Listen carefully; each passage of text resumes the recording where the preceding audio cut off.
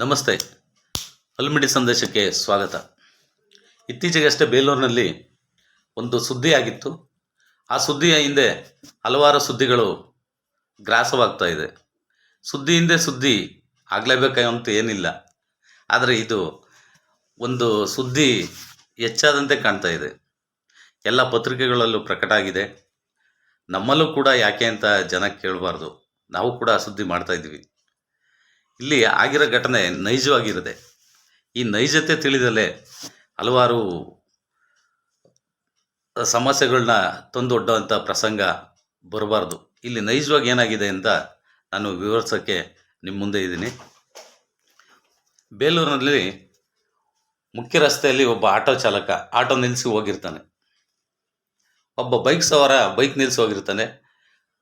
Bike ತೆಗೆಯೋದಕ್ಕೋಸ್ಕರ ಆಟೋವನ್ನು ನ್ಯೂಟ್ಲು ಮಾಡಿ ಹಿಂಬದಿಗೆ ಬಿಡ್ತಾನೆ. ಆ ಆಟೋದಲ್ಲಿ ಒಂದು ಮಗು ಇರುತ್ತೆ, ಮಹಿಳೆಯರು ಕುಳಿತಿರ್ತಾರೆ. ಅದು CC ಕ್ಯಾಮ್ರಾದಲ್ಲಿ ರೆಕಾರ್ಡ್ ಆಗಿರುತ್ತೆ.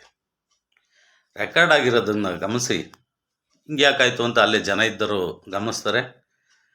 ಪೊಲೀಸ್ ಇಲಾಖೆಯವರು ಕೂಡ, ರಕ್ಷಣಾ ಇಲಾಖೆಯವರು ಕೂಡ ಧಾವಿಸಿ ಆ ಪ್ರಕರಣಕ್ಕೆ ಸಂಬಂಧಪಟ್ಟಂಗೆ ಆತನನ್ನು ಕರೆಸಿ ಬುದ್ಧಿ ಹೇಳಿ ಒಂದು ಇತ್ಯರ್ಥ ಮಾಡಿ ಕಳಿಸಿರ್ತಾರೆ. ಈ ವಿಚಾರ ತಿಳಿದಂಥ ಒಬ್ಬ ವರದಿಗಾರ ಅಬ್ರಾರ್ ಅನ್ನೋ ವ್ಯಕ್ತಿ ಬೇಲೂರಿನವರಾಗಿರ್ತಾರೆ.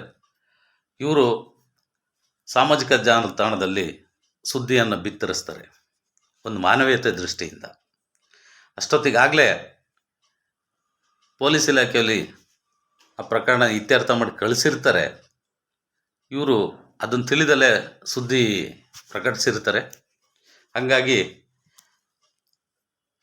ವೃತ್ತ ನಿರೀಕ್ಷಕರಾದ ರೇವಣ್ಣನವರು ಕೆಲವು ಮಾತನ್ನು ಮಾತಾಡ್ತಾರೆ. ಆ ಮಾತಿನ ವಿಡಿಯೋ ತುಣುಕು ಎಲ್ಲ ಕಡೆ ಹರಿದಾಡುತ್ತೆ. ಹೀಗೆ ಮಾತಿನ ಚಕಮಕಿ ಎಲ್ಲಿಂದ ಎಲ್ಲಿಗೆ ಹೋಗುತ್ತೆ ಅಂದರೆ, ಅದು ಟಾರ್ಗೆಟ್ ಅನ್ನೋ ಪದ ಮಾತಾಡ್ತಾರೆ ರೇವಣ್ಣನವರು. ಆ ಒಂದು ಬರದಲ್ಲಿ ಆ ಥರ ಮಾತಾಡಿರ್ತಾರೆ. ಅವರು ಮಾತಾಡಲೇಬೇಕಾಗಿರುತ್ತೆ, ಇವರು ಬರೀಲೇಬೇಕಾಗಿರುತ್ತೆ ಅನ್ನೋದು ವಿಚಾರ ಒಂದು ಕಡೆ ಇರಲಿ. ಆದರೆ ಟಾರ್ಗೆಟ್ ಅನ್ನೋ ಪದ ಘಾಸಿ ಮಾಡುತ್ತೆ. ರಕ್ಷಣಾ ಇಲಾಖೆಯಲ್ಲಿದ್ದವರೇ ನಮ್ಮ ಮೇಲೆ ಟಾರ್ಗೆಟ್ ಮಾಡಿದರೆ ನಾವು ಯಾರನ್ನ ರಕ್ಷಣೆ ಕೇಳಬೇಕು ಅನ್ನೋದು ಈ ಒಬ್ಬ ವರದಿಗಾರನ ಮನಸ್ಸಲ್ಲಿ ಮೂಡುತ್ತೆ. ಆ ಕೂಡಲೇ ಅವರು ಸಂಬಂಧಪಟ್ಟ ಮೇಲಾಧಿಕಾರಿಗೆ ಮನವಿನ ಕೊಡೋದಕ್ಕೆ ಮುಂದಾಗ್ತಾರೆ. ಅದಕ್ಕೆ ಪತ್ರಕರ್ತರ ಸಂಘಟನೆ ಮತ್ತು ಹಲವಾರು ಸ್ನೇಹಿತರುಗಳ ಜೊತೆ ಚರ್ಚಿಸಿ DYSP ಅರಸೀಕೆರೆ ಇವರ ಗಮನಕ್ಕೆ ತರ್ತಾರೆ. ತಂದಾಗ ಅವರು ಕೂಡ ಮನವಿನ ಸ್ವೀಕಾರ ಮಾಡ್ತಾರೆ. ಇಷ್ಟಾದಮೇಲೆ ಈ ರೇವಣ್ಣವರು ಮತ್ತು ಅವರ ಹಿಂದೆ ಇದ್ದಂಥವರು ಏನು ಯೋಚನೆ ಮಾಡಿದರು ಅಂತ ಗೊತ್ತೇ ಆಗಲ್ಲ. ಇಲ್ಲಿ ಬೇಲೂರಿನಲ್ಲಿ ಕೆಲವು ನಾಗರಿಕರು ಮತ್ತು ಪತ್ರಕರ್ತರು ಕೂಡ ಅವ್ರನ್ನ ಕೇಳ್ತಾರೆ, ಸರ್ ಏನಾಗಿದೆ, ಈ ಥರ ಸುದ್ದಿ ಎಲ್ಲ ಆಗ್ತಾ ಇದೆಯಲ್ಲ, ಏನು ಸಮಾಚಾರ? ಅವಾಗ ಹಿಂಗೆ ಕಂಡ್ರಿ ಈ ಥರ ಅಂತ ಅವರು ಏನೋ ಹೇಳಿರ್ತಾರೆ. ಈ ಸಂದರ್ಭದಲ್ಲಿ ಸುಮ್ಮನೆ ಇರಲ್ಲ ಬೇಲೂರವರು. ಕೆಲವರು ಮುಖಂಡರು, ಕೆಲವರು ಸಂಘಟನೆಯವರು, ದಲಿತ ಪರ ಸಂಘಟನೆ, ಪ್ರಗತಿಪರ ಚಿಂತಕರು ಕೂಡ ಇಲ್ಲೆಲ್ಲ ರೇವಣ್ಣನವ್ರನ್ನ ಕೇಳಿರ್ತಾರೆ. ಅವ್ರ ಪರವಾಗಿ ಇಲ್ಲಿ ಮತ್ತೆ DYSP ಹತ್ರ ಮನವಿ ಕೊಡ್ತಾರೆ. ಅವರು ಕೂಡ ಹೋಗಿ, ಬೇಲೂರಿನ ಪ್ರಜ್ಞಾವಂತ ನಾಗರಿಕರು ಕೂಡ. ಇಲ್ಲಿ ಪತ್ರಕರ್ತರ ಅವಳಿ ಜಾಸ್ತಿ ಆಗಿದೆ, ನಕಲಿ ಪತ್ರಕರ್ತರು. ಇಲ್ಲಿ ಅಸಲಿ ಯಾರು ನಕಲಿ ಯಾರು ಅಂತ ಗೊತ್ತೇ ಆಗಲ್ಲ. ಅದು ನಮ್ಮ ಬೇಲೂರಿನವ್ರಿಗೆ ತಲೆ ಬಿಸಿ ಆಗಿದೆ ಅಂತೆ. ಹಂಗಂತ DYSP ಅವ್ರಿಗೆ ಮನವಿ ಕೊಡ್ತಾರೆ, SP ಅವ್ರಿಗೆ ಮನವಿ ಕೊಡ್ತಾರೆ.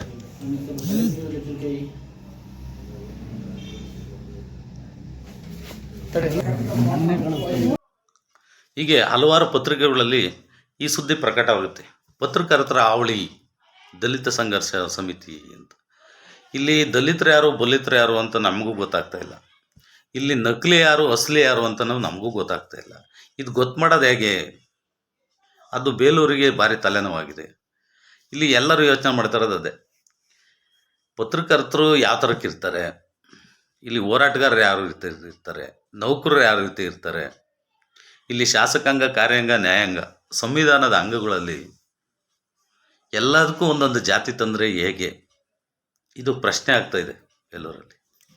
ಶಾಸಕಾಂಗಕ್ಕೆ, ಕಾರ್ಯಾಂಗಕ್ಕೆ, ನ್ಯಾಯಾಂಗಕ್ಕೆ, ಪತ್ರಿಕಾಂಗಕ್ಕೆ ಎಲ್ಲ ಕಡೆ ಇಂಥ ವ್ಯವಸ್ಥೆ ಬಂದರೆ ಬೇಲೂರಿನಲ್ಲೇ ಧ್ವನಿ ಎತ್ತಿರೋದು ಇಡೀ ರಾಜ್ಯದಲ್ಲೇ ಒಂದು ಯೋಚನೆ ಮಾಡೋಂಥ ಸಂದರ್ಭ ಒದಗಿದೆ. ಇಲ್ಲಿ ಪ್ರಜ್ಞಾವಂತರಿದ್ದಾರೆ. ಹಿಂದೆ ಹೊಯ್ಸಳರು ಕೂಡ ಇಲ್ಲೇ ಆಳಿದಂಥ ಜಾಗ ಇದು. ದ್ವಾರ ಸಮುದ್ರವನ್ನು ರಾಜಧಾನಿ ಮಾಡಿಕೊಂಡ ಹೊಯ್ಸಳರು ಅದನ್ನೆಲ್ಲ ಬಿಟ್ಟೋಗಿದ್ದಾರೆ. ಅಂಥ ಒಂದು ಸಾಮ್ರಾಜ್ಯ ಆಗಿತ್ತು. ಇಂಥ ಒಂದು ನೆಲೆಯಲ್ಲಿದ್ದು ಕೂಡ ನಮ್ಮಲ್ಲಿ ಇನ್ನೂ ಸಣ್ಣ ಪುಟ್ಟ ಪ್ರಜಾಪ್ರಭುತ್ವ ವ್ಯವಸ್ಥೆಯಲ್ಲಿದ್ದೀವಿ. ಸಂವಿಧಾನದ ಆಶಯಗಳು ನಾವೆಲ್ಲ ತಿಳ್ಕೋಬೇಕಾಗಿದೆ. ಇನ್ನೂ ಕೂಡ ಒಂದು ಸರ್ಕಾರದ ಮಟ್ಟದ ವ್ಯವಸ್ಥೆಗಳು ಸರಿ ಇಲ್ಲ. ಎಲ್ಲಿಂದಲೋ ಬಂದ ನೌಕರರು ಎಲ್ಲಿಂದ ಬಂದು ಹೋಗ್ತಾ ಇರ್ತಾರೆ. ಇಲ್ಲೇ ಇದ್ದು ಇಲ್ಲೇ ಆಡಳಿತ ಮಾಡೋ ಅಂಥ ಶಾಸಕಾಂಗದಲ್ಲೂ ಕೂಡ ಯಾರೂ ಇಲ್ಲ ಬೇಲೂರಲ್ಲಿ. ಎಲ್ಲಿಂದ ಹೊರಗಿಂದ ಬಂದು ಆಡಳಿತ ಮಾಡಿ ಹೋಗ್ತಾ ಇದ್ದಾರೆ. ಇಂಥ ವಿಚಾರನ ನಮ್ಮ ಬೇಲೂರಿನ ಪ್ರಜ್ಞಾವಂತರು ತಿಳ್ಕೋಬೇಕಾಗಿದೆ. ಅಷ್ಟೆಲ್ಲ ತಿಳುವಳಿಕೆ ಇದ್ದರೂ ಕೂಡ ನಮ್ಮಲ್ಲಿ ಕೆಲವು ಮುಸುಕಿನ ಗುದ್ದಾಟ ನಡೀತಾನೆ ಇದೆ. ಇದು ಯಾಕೆ? ಒಂದು ವರದಿ ಮಾಡಬೇಕಾದ್ರೆ ವರದಿ ಮಾಡಿದ್ದಾರೆ. ಸಾಮಾನ್ಯವಾಗಿ ಮಾನವೀಯತೆ ಮೇಲೆ ಅವರು ವರದಿ ಮಾಡಿದ್ದಾರೆ. ರೇವಣ್ಣವರು ಕೂಡ ಯಾಕಪ್ಪ ಹಿಂಗೆ ಮಾಡ್ತೀಯ ಅನ್ನೋದು ಅವರು ಕೂಡ ಗಡಿಬಿಡಿಲಿ ಆ ಕರ್ತವ್ಯದ ಜವಾಬ್ದಾರಿ ಒಳಗಡೆ ಏನ್ರಿ ನೀವೊಬ್ಬರೇ ಹಿಂಗೆ ಮಾತಾಡ್ತೀರಿ, ನೀವೊಬ್ಬರೇ ಹಿಂಗೆ ನ್ಯೂಸ್ ಮಾಡೋದು ಅನ್ನೋ ರೀತಿಯಲ್ಲಿ ಅವರು ಮಾತಾಡಿದ್ರು.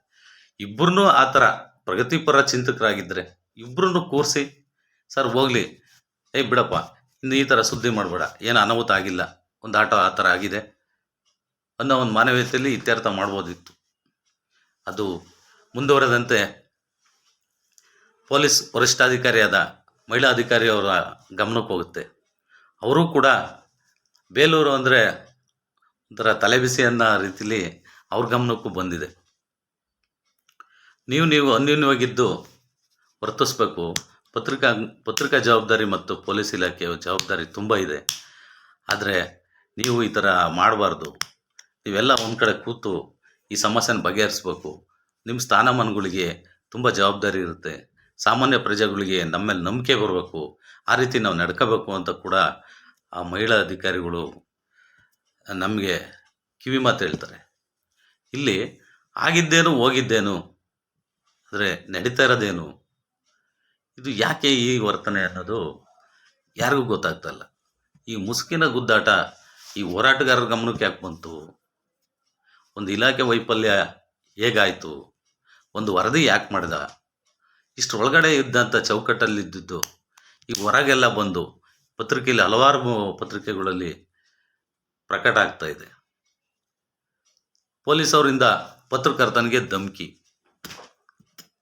ಬೇಲೂರಿನಲ್ಲಿ ನಕಲಿ ಪತ್ರಕರ್ತರ ಹಾವಳಿ, ಇಷ್ಟೇ ಬರ್ತಾ ಇದೆ ಸುದ್ದಿ. ಒಂದು ಆಟೋ ಹೋಯ್ತು, ಅಲ್ಲಿ ಬಿತ್ತು, ಮಗುಗೆ ಏಟಾಗೋದು, ಅದಕ್ಕೋಸ್ಕರ ಸುದ್ದಿ ಮಾಡಿದರು. ಅವನೊಂದು ಕರ್ಕೊಬಂದು ಪೊಲೀಸರು ಏನು ಮಾಡಬೇಕು, ಅವನಿಗೆ ಬೈಬೇಕು, ಅನ್ಬೇಕು, ತಿಳುವಳಿಕೆ ಹೇಳ್ಬೇಕು, ಅದನ್ನೆಲ್ಲ ಮಾಡಿ ಹೋಗಿದ್ದಾರೆ. ಇಷ್ಟೆಲ್ಲ ಆದಮೇಲೆ ಮತ್ತೆ ಈ ಮನವಿ ಅರ್ಜಿ ಆದಮೇಲೆ ಒಂದು FIR ಆಗುತ್ತೆ. ಅಲ್ಲಿನ ತನಕ FIR ಆಗಿರಲ್ಲ. ಇಂಥ ಒಂದು ಪ್ರಕರಣ ಬೇಲೂರಲ್ಲಾಗಿರೋದು ಒಂದು ನಾಗರಿಕ ಸಮುದಾಯಕ್ಕೆ ಏನು ಶೋಭೆ ಥರ ಹಂಗೆ ಕಾಣ್ತಾ ಇಲ್ಲ. ಹಾಗಾಗಿ ನಮ್ಮ ಪತ್ರಿಕೆಗಳಲ್ಲೂ ಕೂಡ ನಮ್ಮ ಯೂಟ್ಯೂಬ್ ಚಾನಲಲ್ಲಿ ಈ ಒಂದು ವರದಿ ಮಾಡೋಕ್ಕೆ ನಾನು ಇಚ್ಛೆಪಟ್ಟು ಮಾಡ್ತಾಯಿದ್ದೀನಿ. ಬೇಲೂರಿನ ಪ್ರಜ್ಞಾವಂತರು ಯೋಚನೆ ಮಾಡಬೇಕು. ಇನ್ನಾದರೂ ಬೇಲೂರು ಯಾವ ರೀತಿ ಇರಬೇಕು? ವಿಶ್ವವಿಖ್ಯಾತಿಯಾದ ಬೇಲೂರು ಬರೀ ಖ್ಯಾತೆಯಲ್ಲೇ ಮುಗಿಬಾರ್ದು. ನಮ್ಮಲ್ಲೇ ಯಾಕೆ ಇಂಥ ಮುಸುಕು? ಈ ರೀತಿ ಯಾಕೆ? ಯೋಚನೆ ಮಾಡಿ. ಯಾವ ಇಲಾಖೆ ನೋಡಿದರೂ ಸುವ್ಯವಸ್ಥಿತವಾಗಿ ಇದೆಯೋ ಇಲ್ವೋ? ಬೇಲೂರಿನ ಸಮಸ್ಯೆಗಳೇನು, ಸಮಗ್ರ ಸಮಸ್ಯೆ ಏನು, ಯಾವ ರೀತಿ ಇದೆ, ಆ ರೀತಿ ಒತ್ತು ಕೊಟ್ಟು ಯೋಚನೆ ಮಾಡಬೇಕಾಗಿದೆ. ಎಲ್ಲರಿಗೂ ಅವಕಾಶ ಇದೆ. ಈ ರೀತಿ ಆಗಬಾರ್ದು. ಒಂದು ಸುದ್ದಿಗಾಗಿ ನಾನಾ ರೀತಿ ಸುದ್ದಿಗಳು, ಮಾತಿಗೆ ಮಾತು, ವಿಚಾರಕ್ಕೆ ವಿಚಾರ ಇಲ್ದಲೇ ಮಾತುಗಳು. ಏನಕ್ಕೆ? ಒಂದು ಅರ್ಜಿ ಬರೆಯೋದಕ್ಕಾಗತ್ತೆ. ಅದೇ ರೀತಿ ಮಾತೇ ಬೇರೆ, ಬರವಣಿಗೆನೇ ಬೇರೆ, ಆ ರೀತಿ ಆಗಿದೆ. ನೀವೇ ಆ ದೃಶ್ಯ ನೋಡಿ. ಬೆಳಪ್ಪ ಸುಮ್ನೆ ನೀನ್ ಒಬ್ಬನೇ ನೋಡಪ್ಪ. ನಮ್ಗೆ ಇಲ್ಲಿ ಪತ್ರಿಕೆಯಲ್ಲಿ ಕಿರಿಕಿರಿ ಬೇರೆಲ್ಲ ಯೋಚನೆ ಮಾಡಿ ಕರೆಕ್ಟ್ ಆಗಿ ಕೇಳ್ಕೊಂಡು ಏನ್ ಬೇಕಾದ್ ಮಾಡ್ತಾರೆ. ಸರ್ ನಾನು ಒಬ್ಬನೇ ನಿಮ್ ಬಾಯಿ ಬಂದಂಗ ನೀನ್ ಒಬ್ಬನೇ ನೋಡಿಲಿ. ನಮ್ ಇಡೀ ಬೇಲೂರಲ್ಲಿ ನಮ್ ಬೇಡಿ ಬೇಲೂರಲ್ಲಿ ಅತ್ಯಂತ ನಾನು ನೋಡಿ ನೆಕ್ಸ್ಟ್ ಟಾರ್ಗೆಟ್ ನೀನು ನೋಡಿ ನಮ್ಗೆ ಮೇಲೆ ನಾನು ಈಗ ಹೇಳ್ತೀನಿ ಓಪನ್ ಆಗಿ ಹೇಳ್ತಾ ಇದ್ದೀನಿ ನಾನು ಓಪನ್ ಆಗಿ ಹೇಳ್ತಾ ಇದ್ದೀನಿ ನಾನು ತುಂಬಾ ಸರಿ ಅಬ್ಸರ್ವ್ ಮಾಡಿದ್ದೀನಿ ಸುಮ್ಮನೆ ಬಾಯಿ ಬಂದಾಗ ಏನ್ ಬೇಕೋ ಅದನ್ನೇ ಹಾಕ್ತಿರ್ತೀನಿ ನೀನು ನೀವು ಈ ಟಾರ್ಗೆಟ್ ಅನ್ನ ಮತ್ತೆ ಹೇಳ್ಬೇಡಿ ಹೌದೌದು ನಾನು ನೆಕ್ಸ್ಟ್ ನೋಡು ನಾನು ಕೆಲಸ ಕೇಳಿ ನೀನ್ ಏನಾರ ಏ ತರ ಮಾಡ್ತಾ ಇದ್ರೆ ನೀನ್ ಏ ತರ ಮಾಡ್ತೀರ ನೋಡಿ ಮತ್ತೆ ಬೇರೆ ತರ ಮಾಡ್ತೀನಿ ಆಮೇಲೆ ನಿಮ್ಗೆ ಆಮೇಲೆ ಏನ್ ಮಾಡ್ತೀರಾ ಸರ್ ಏನ್ ಮಾಡ್ತಾ ಗೊತ್ತಾಗತ್ತೆ ನಿನ್ಗೆ ಎಲ್ಲಿ ಏನು ಗೊತ್ತಿಲ್ಲ ಸುಮ್ಮನೆ ಏನ್ ಬೇಕಾದ್ರೆ ಹಾಕು ಅಂತ ಹೇಳ್ತಾರೆ ನಿನಗೆ ಇವೆಲ್ಲ ನೀವ್ ಹೇಳ್ಬಾರ್ದು ಸರ್ ಮೀಡಿಯಾ ಮುಂದೆ ಏನ್ ಹಾಕ್ಬೇಕು ಅದನ್ನ ಹಾಕ್ಬೇಕು ಬಾಯಿ ಬಂದಾಗ ಹಾಕಲ್ಲ ನಿನ್ನಂಗೆ ಇಲ್ಲಿ 20 ಜನ 20-25 ಜನ ಇದ್ದಾರೆ ಒಂದು ಸುದ್ದಿ ಆಗಿರೋ ಮಾಹಿತಿ ಹಾಕಿದ್ರೆ ಸುದ್ದಿ ಅಲ್ರಿ ಅದ್ರ ಬಗ್ಗೆ ಗೊತ್ತಿಲ್ಲ ನಮ್ಗೆ ನಾವು ಇಮಿಡಿಯೇಟ್ ಹಿಡ್ಕೊಂಡ್ಬಂದ್ ನಾವು ಮತ್ತೆ ನೀವು ಮನೇಲಿ ಹಂಗೆ ಮಾಡಿದೀವಿ ನಾವು ಯಾವ್ದೋ ಒಂದು ಇನ್ಸಿಡೆಂಟ್ ನಮ್ಗೆ ಅದು ಯಾರಿಗೂ ಸಂಬಂಧ ಇಲ್ಲ ಅದನ್ನ ತಂದು ಹಂಗೆ ಹಾಕ್ಬಿಟ್ಟಿದ್ವಿ ಅವತ್ತು ಯಾರು ಹಾಕಿರೋದು ಅದ್ ನಾನೆಲ್ಲ ಹಾಕಿರೋದು ನೋಟ್ ನೀನೇ ಹಾಕಿರೋ ಸುಮ್ನಿರಪ್ಪ ಬೇರೆ ಯಾರು ಅಲ್ಲ ನೀನು ಬಿಟ್ಟು ಬೇರೆ ಯಾರು ಮಾಡಿಲ್ಲ ಅದನ್ನ ಪ್ರೂವ್ ಮಾಡಿ ಸರ್ ಎಲ್ಲ ಗೊತ್ತಿದೆ ನನಗೆ ಎಲ್ಲ ಮಾಡ್ತೀವಿ ನಾವು ಹಾಕ್ಬಿಟ್ರೆ ನಾನ್ ಮೊಹಮ್ಮದ್ ಅಬ್ರಾರು ಅವ್ನು ಯಾವನೋ ದುಬೈ ಮೊಹಮ್ಮದ್ ಅಬ್ರಾರು ಗೊತ್ತಿದೆ ಯಾರು ಅಬ್ರಾರು ಅಂತ ಗೊತ್ತಿದೆ ಯಾರು ಮಾಡ್ತಿದಾರೆ ಅಂತ ಗೊತ್ತಿದೆ ಇಲ್ಲಿ ಬೇಲೂರಲ್ಲಿ ನಿನ್ ಬಿಟ್ರೆ ಯಾರು ಆ ಕೆಲಸ ಮಾಡಲ್ಲ ಇಲ್ಲಿ ನಿನ್ನ ಒಬ್ಬನ್ ಬಿಟ್ರೆ ಬೇರೆ ಯಾರು ಆ ಕೆಲಸ ಮಾಡಲ್ಲ ಬೇಲೂರಲ್ಲಿ ನೀವು ಸುಮಾರು 12 ಜನ ಮುಸ್ಲಿಂ ಸಂಬಂಧಿಕರಿದ್ದಾರೆ ನಮ್ಗೆ ಯಾರು ನೀನ್ ಒಬ್ಬನ್ ಬಿಟ್ರೆ ಬೇರೆ ಯಾರು ಆತ ಕೆಲಸ ಮಾಡಲ್ಲ ಇಲ್ಲಿ ನಾವು ದರೋಡೆ ಮಾಡ್ತಿದೀವಿ ಕೊಲೆ ಮಾಡ್ತಿದೀವಿ ಗೊತ್ತಾಗುತ್ತೆ